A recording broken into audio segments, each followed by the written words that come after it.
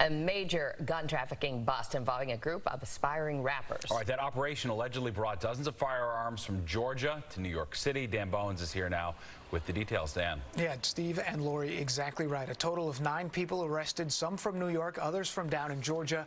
A crew accused of smuggling firearms from the south up the so-called iron pipeline to the city, riding buses and rented cars to drive those weapons up.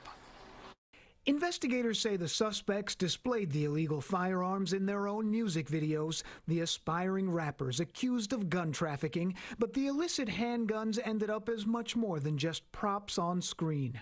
Some of these guns ended up in the hands of violent criminals, including one handgun that law enforcement recovered after it was fired at NYPD officers.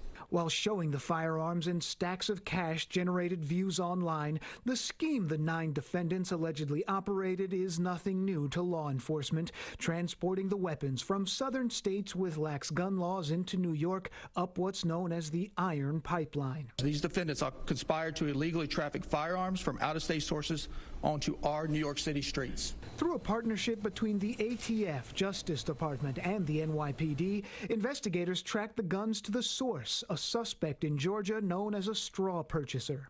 Someone who pretended that he was buying guns for himself when he was in fact illegally buying them for the New York defendants. 87 guns were purchased in all by the group, including members of the Brooklyn-based Blicksky gang. Illegal weapons transported into cities has increasingly become a focus of law enforcement with surging violence this summer. The federal government recently launched several task forces to slow down the problem. These strike forces are aimed at disrupting entire trafficking networks.